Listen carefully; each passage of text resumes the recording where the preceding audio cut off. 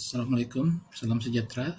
Nama saya Kamal bin Saleh, bermetrik YS232100111. So, di sini saya ingin bercerita sedikit mengenai seorang tokoh politik antarabangsa lah. Tokoh tersebut bernama Vladimir Vladimirovich Putin. So, beliau ini lahir pada 7 Oktober 1952. 7 Oktober 1952, meaning kalau 2025 beliau sekarang sudah berumur 73 tahun. Nah, ya betul, 73 tahun. So, meaning berumur 73 tahun tuh actually nampak macam tua sudah. Cuma kalau kita selalu tengok dia di TV itu nampak masih muda lah. Masih oke lagi tengok dia punya keadaan fisikal, dia masih kuat. Muka pun macam masih orang muda nih. So, kalau dia lahir nih di Kesatuan Eropa lah. So, Bapak Vladimir bernama Vladimir Spiridonovich. Dia ini macam bekas tentera Laut Soviet, dia punya bapak ini. Semasa Perang Dunia Kedua. Itu bapak dia lah. Kalau mama dia pula, mama dia seorang pekerja kilang. So, meaning beliau ni kan dia macam lahir dalam keluarga yang biasa sajalah. Okey, beliau belajar undang-undang di negeri Leningrad dan dia tamat pengajian pada 1975 lah.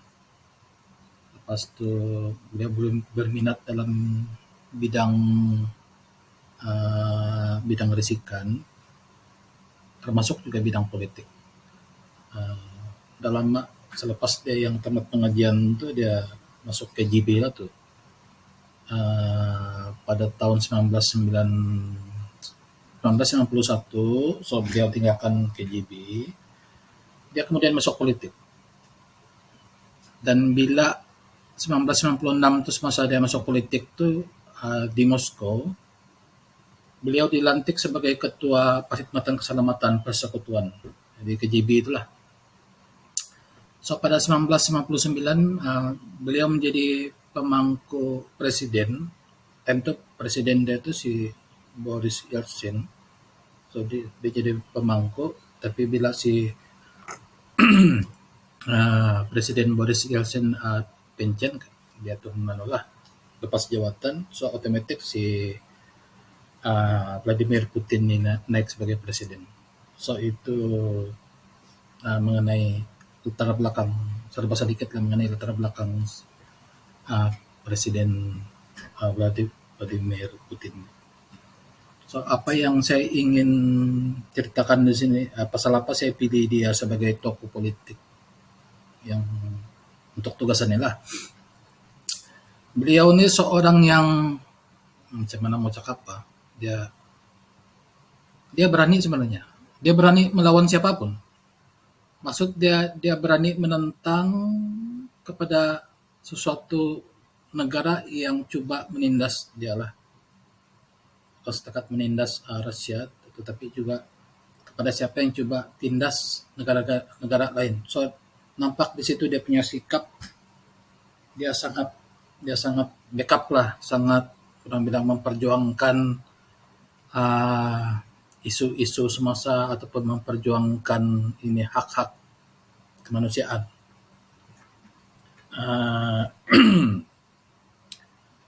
Bagi saya macam contoh lah, China berani, dia berani menentang actually, kalau negara China lah, termasuk dengan macam negara India gitu, Brazil semua tu. Dorang berani, tapi dia tidak seberani Putin actually. Putin kan bila dia diugut dengan negara barat, kalau dia bilang mau perang, mari kita perang. So, keberadaan dia nampak di situ lah, macam dia tidak takut sebenarnya. Tapi kalau China kan, dia walaupun diugut, tapi bila sampai bab perang tu, dorang kurang sikit. Dia macam surung tarik. Tapi kalau Rusia, terutama dia punya presidennya lah, Vladimir Putin, dia macam memang tidak takut punya orang lah.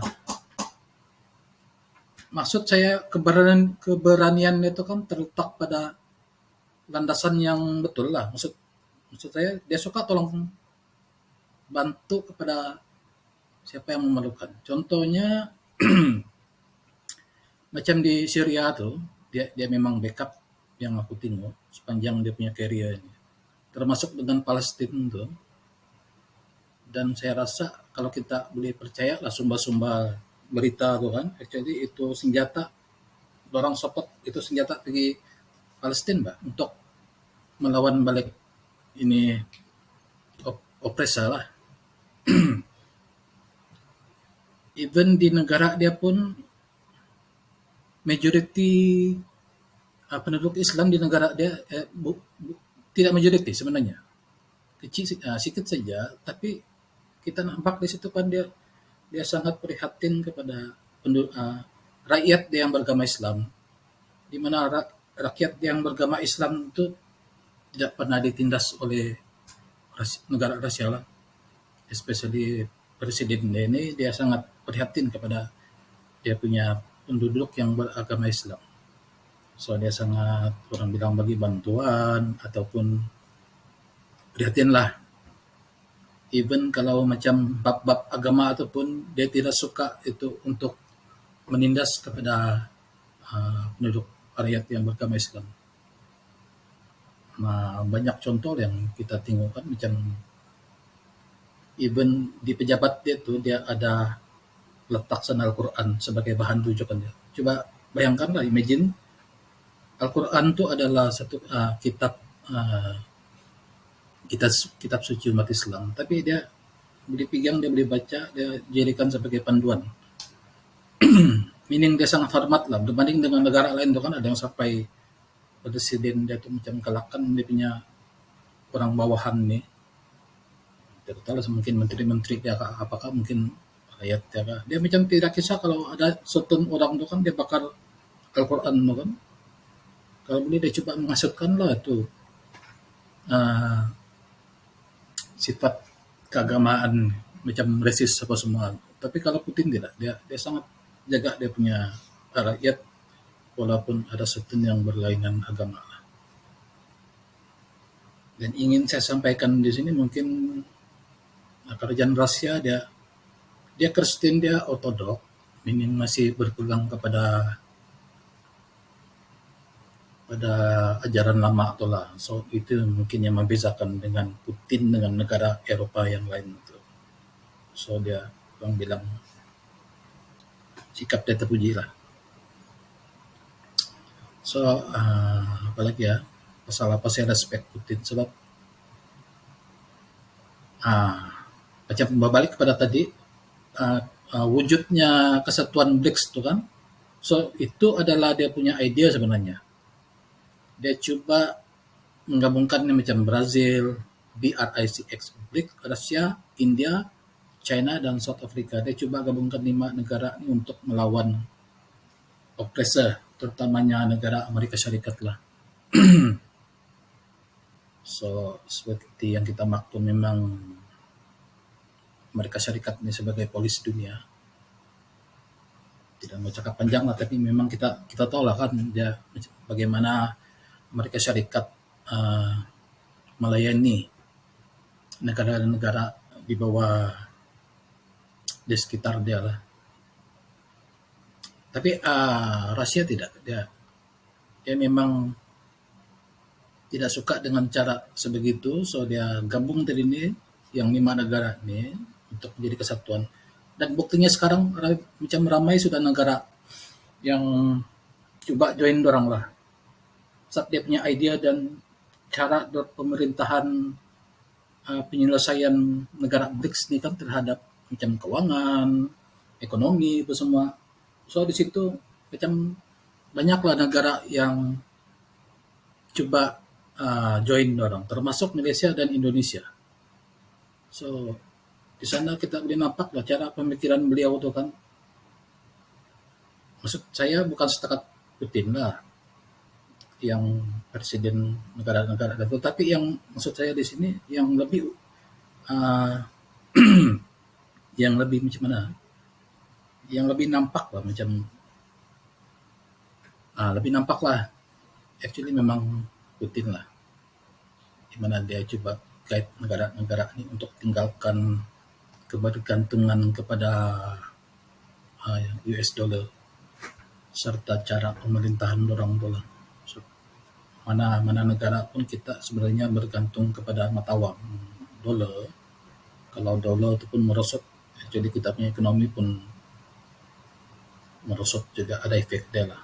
So di sini nampak peranan si Presiden Rusia nih, di mana dia coba melawan hegemoni Barat itulah. So pasal itu saya sangat suka beliau karena memang uh, cara politik beliau saya sangat puji lah. Bukan setakat saya, kebanyakan negara lain pun memang puji kalau Presiden Rusia ini. Dan beliau juga sangat anti kepada Israel. So seperti mana yang kita tahu, bagaimana Israel yang membuat penindasan di Palestina. So beliau itu memang sangat backup lah pasal benda itu lah. Dia tidak suka tuh ya benda-benda keganasan, peperangan apa semua. Tapi kalau beliau coba diganggu, siapa yang mau coba ganggu negara dia, udah segan silo untuk bawa perang. So di sana tuh nampak keberanian dia lah untuk melawan kosa-kosa Barat yang coba untuk menindas atau menjatuhkan negara Rusia, termasuk juga siapapun yang coba menjatuhkan negara luar. So keperhatian beliau terhadap dunia ini kan actually memang memberi satu impact lah, termasuk negara-negara sekitar, termasuk juga kepada saya secara amnya. Maksudnya orang bilang pemikiran kita tuh terbuka lah melalui perjuangan beliau. So saya rasa itu sih yang dapat saya sampaikan lah mengenai seorang tokoh politik yang terkenal yang bernama Vladimirovich Putin. Sekian, terima kasih.